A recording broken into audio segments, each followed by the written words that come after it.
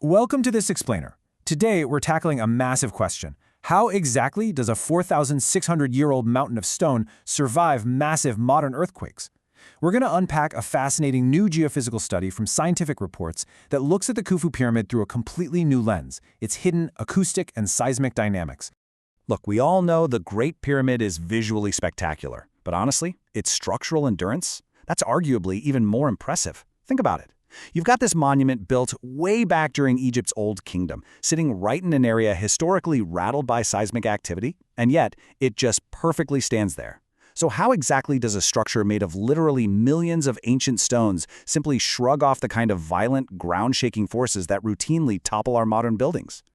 It's wild to think about. Despite being constructed millennia ago in an active seismic region, this monument has withstood severe, modern earthquakes with virtually zero serious damage to its main body. Take August 1847, for example. A massive 6.8 magnitude earthquake struck near El Fayum, which is just about 70 kilometers from the Giza Plateau. And then, much more recently in October 1992, a 5.8 magnitude quake hit Giza directly. It dislodged a few casing stones near the top, sure, but the core structure? It held completely firm. To truly understand the stakes here, we have to remember the sheer, monumental scale we're dealing with. We're talking about roughly 2.3 million carefully positioned stone blocks, originally towering at over 146 meters and still standing at about 137 meters today. This isn't some solid, poured concrete modern bunker, right? It's an intricate, perfectly balanced mountain of individual stones. It's got internal descending passages, a grand gallery, subterranean chambers, soaring vaulted rooms, the whole shebang. Keeping 2.3 million separate pieces from grinding themselves to absolute dust during an earthquake, that requires something truly extraordinary. So, to solve this survival mystery, modern researchers had to get creative. They didn't drill cores or swing wrecking balls. Instead, they essentially acted as acoustic detectives. They decided to listen to the monument's hidden vibrations. They brought in these incredibly precise, highly sensitive portable data acquisition tools, specifically advanced accelerometers, to just sit quietly in the pyramid and listen to the natural energy moving through the rock. This brings us to a really ingenious technique called HVSR, or horizontal to vertical spectral ratio. Basically, it relies on ambient vibrations, stuff like oceanic waves, weather, or even distant human activity. See, every single structure, whether it's a towering skyscraper, a fragile wine glass, or a massive pyramid, has a fundamental frequency. It's a natural rate at which it prefers to vibrate, kind of like its own natural hum. HVSR lets scientists capture the tiny, continuous background noise of the Earth, measure how the pyramid reacts to it, and map out its structural heartbeat. And the best part? It doesn't cause a single scratch to the heritage site. The research team systematically ran through a specific set of steps using their portable gear to ensure perfectly non-destructive testing. First, they'd find a designated spot, wait until there were absolutely no tourists or local activities around to mess up the data, and record a pure 15-minute sample of ambient noise. Then, by mathematically separating and comparing the horizontal shaking to the vertical shaking, they could clearly nail down the precise fundamental frequency. They found exactly where that specific part of the pyramid naturally hums. And they were incredibly thorough about this. They took these vital ambient noise measurements at 37 different points. They painstakingly gathered data from deep down in the subterranean chamber, all the way up through the Queen's Chamber, the Grand Gallery, and even out to the exterior casing stones. They also made sure to carefully measure the natural frequency of the solid limestone ground sitting right outside the pyramid.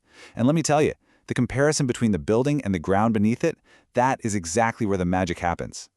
The data reveals a massive, undeniable frequency mismatch. First off, let's appreciate the pyramid itself. Across almost all the internal structural elements, the frequency remained incredibly tight, between 2.0 and 2.6 Hz. That tells us this massive structure acts with remarkable dynamic homogeneous. Basically, it behaves as one unified entity. But the ground beneath it? The soil sits at exactly 0.6 Hz. They are fundamentally completely out of sync. Now, why does this matter? Well, because their natural frequencies don't match, they don't resonate together. This prevents a deadly buildup of shaking during a quake. Think of an opera singer shattering a wine glass. The glass only breaks because the singer hits the exact natural frequency of the glass, causing the vibrations to amplify until the whole structure fails. So, if a massive earthquake rolls through Giza, the seismic waves from the soil are trying to force the pyramid to shake at 0.6 Hz. But the pyramid naturally wants to shake at 2.3 Hz. This profound mismatch acts like an invisible shield, stopping the earthquake's energy from amplifying inside that mountain of stone. But the researchers didn't stop there. They also looked at the relative amplification factor, which is essentially how shaking increases as you move higher up a structure.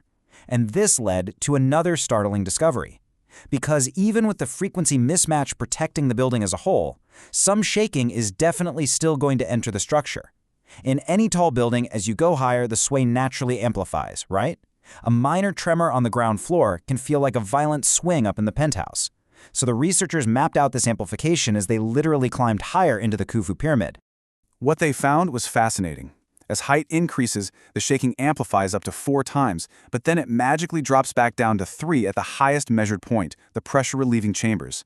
At ground level, the amplification is just a baseline of 1.